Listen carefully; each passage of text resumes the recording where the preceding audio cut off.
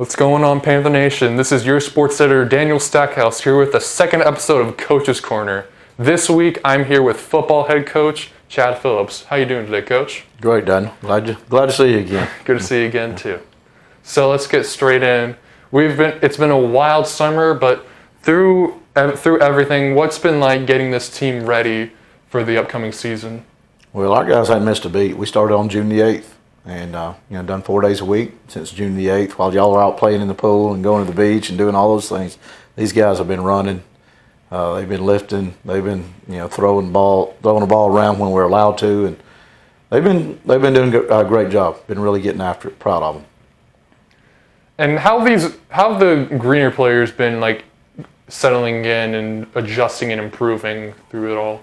Well, we've got a good ninth grade class, a class that won the county championship as 8th graders that are kind of, this dipping their toes in the water, so to speak, but they're able to watch some really good players in Cole Bishop and Wes Haney and Rampy and these guys, and they're kind of seeing, how they work and the expectations of this place and how we accomplish things and how we work together, and it's been good, and they've kind of, have jumped right in and kind of have done a great job of kind of accommodating the way we do things and preparing themselves for the season.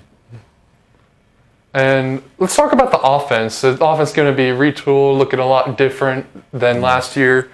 How's it been looking in practice so far? Well, anytime you replace your quarterback and your fullback and both your wings, you're going to go through a little growing pains. But our guys have spent a lot of time studying film on the board, going over stuff on the board and then being exposed to it on the field and applying those lessons, if they're taught onto the field. It's just still, we're going through a little bit of a growing pain. And, Hunter Lawson had a lot of success as a 2-year quarterback, and, it's hard to replace a kid like that. But William's done a very good job, and he's going to get used to things in a hurry, and he's going to be a very good player for us. And let's just kind of take me through let's switch to the defense real quick. That secondary is, don't even know what to say there. You got an incredible four, and even the linebacking core. Take me through both the secondary and the core about how power heavy that they are. Well, this is a very good secondary. Highly probable it's the best secondary in Starr's Mill history. Of course, Cole Bishop's committed to do multiple offers. We got to move in Mark Stampley from Fayette, who's a tremendous talent. And then Heigl and Kearns are back at corner, a lot of game experience. So we're very strong in the back end. And if we keep everybody healthy, they're going to hopefully, make some good adjustments of what's going on in front of them. And if we have a problem with anything in front, they're going to be able to make a play, and we'll play another down. So hopefully we can limit a lot of explosive plays with the guys in the back end. And then up front, of course, we got a lot of players returning that, saw a lot of action. And, Shaber and Smilkoffer and Molina, Jackson Baxley, Wes Haney playing the linebacker position is a really good player. So we got a lot of talent on the defense, a lot of experience on the defensive side. And the defense is really going to have to carry us early in the year while the offense catches up. So if we can keep people from scoring a lot of points, we're going to hang around in ball games, and hopefully we'll do a little better than 1-3. That's kind of our goal this year. Is the first 4 games are really preseason type games. They're insignificant, but our challenge is to be a little better than we were last year in these first 4 games. You talked about getting that offense ready. Another aspect I was interested in asking about is the rotation with all the backs. Without Ben Bodney and Kalen Sims, you've had to go back to the tradition that's been so successful with Starr's Mill. And I know we've talked about it before, but just kind of again, what is it like getting back into this kind of groove? Well, in our offense, you got to defend 4 backs. You can't just defend one. You got to defend the quarterback, the fullback, and both wings. So we've got a very talented fullback, Brandon Mathis, who's a junior, and he's already got some interest from colleges, and I feel like he's going to have a really good year. And of course, William Yarbrough is going to assume the quarterback responsibilities. And then our A&Z, that's kind of a committee type thing. We've got a senior out for the first time, Devin Barnett, that continues to improve. And then you got Jacob Free and you got Colin Bartek that both played the Z position, what Carson Kalen played last year.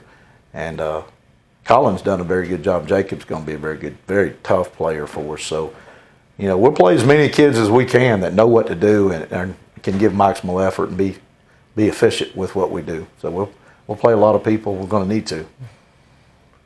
Let's switch it up to probably two of the most. They don't get as much attention as the backfield and the secondary, but the offensive and defensive lines, so stacked, so talented. How do these lines elevate the team to such a degree? Well, our offensive line in particular, there's not an off season for them. And Coach McGuire does what we call trench warfare in the wintertime. And then when we went on the quarantine this year, the players actually went up to Go Performance and while everybody else was home, isolated, they were up there lifting and running through sand pits and carrying, telephone poles and preparing. And Coach McGuire does a very good job of getting these guys ready physically and mentally. And, you got Cole Sanders, you got Dalton Coth, you got Joseph Rampy, kind of the backbone, the guys that are returning are going to be very good. V. Holcomb is going to move from defense to offense to shore up some guard work. And then our tight end is Josh Pfeiffer and Barrett Smellicoffer, which two real good tight ends for us. And tight end package is a very big package for us, and we got two really good ones. So we're excited about that group because that's the veteran group, and those guys are going to have to do a great job to kind of nurse the backs along a little bit because these backs are brand new, and you go through growing pains. When you start walking, you're going to fall and you're going to scrape your knee. And same way with football. When you got a new group, we're going to have some mistakes and going to have to overcome them. And hopefully, we can limit them as much as possible and use our strong kicking game to give us a chance to win. And then, how about the defensive line? Defensive line, you got Molina, Barrett Smellicoffer, Mekhi Shaber, Tyler Glover's going to play, and Jackson Baxley, Parker Dent, a new senior from North Carolina that moved in, is going to get to play. Cam Jones, our D coaches, Coach Layton and Coach Mann, do a great job of rolling a lot of people. They'll go play 5 or 6 plays, and then we'll get 3 or 4 new guys in. And Big Darian Doyster's had a good off season. Going to have a chance to play. Carson Andrew, and like I said, we play a lot of people and just try to keep people fresh as possible. So let's look ahead on tomorrow, September 3rd, your first game of the season against East Coweta.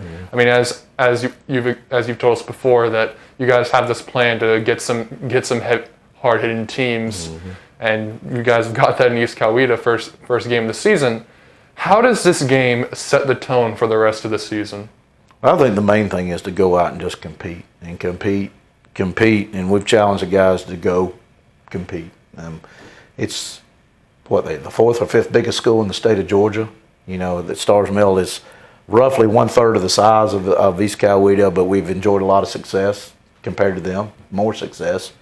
So we expect to go there and win, to tell you the truth. But the main thing we're looking is to see our guys just lay it on the line and compete.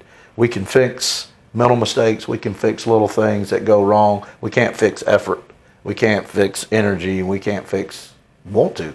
So we expect them to go over there and just play the rear end. We'll be very pleased if they go in there and play as hard as they possibly can play. Win, lose, or draw, we can make some corrections to move on to the next week. And finally, there's a saying that's been prevalent across Starr's Mill football. It's tradition never graduates, and that seems to be true now more than ever. But tell me, how great is this tradition that Starr's Mill has been able to cultivate over the past 2 decades? Well, I think it's a school culture. I really do. And I think football helped establish the school culture. But, we win, and most all of our sports are highly successful. Our academics are highly successful. Fine arts and all the things that our student body does, we're highly successful. And it's all driven from a high level of expectations. And then the performance, the behavior, and the habits that have been created by 2 decades of doing things the right way. So our players expect to win games. Our students expect to excel in the classroom and on standardized tests. And it's just a school environment that is tremendous. And it's if you're not in this environment, you don't know what you're missing. But if you are, they don't have it at other schools. And that's what kind of sets the school apart. And it's what gives our students and our athletes a major advantage, and it's good, and it's good to be a part of it. But it's our job to keep meeting the standard, and keep raising the bar. All right, that's all I have for you. Thank you very much for your time. All right, thank you, Daniel. All right, and thank you guys so much for watching.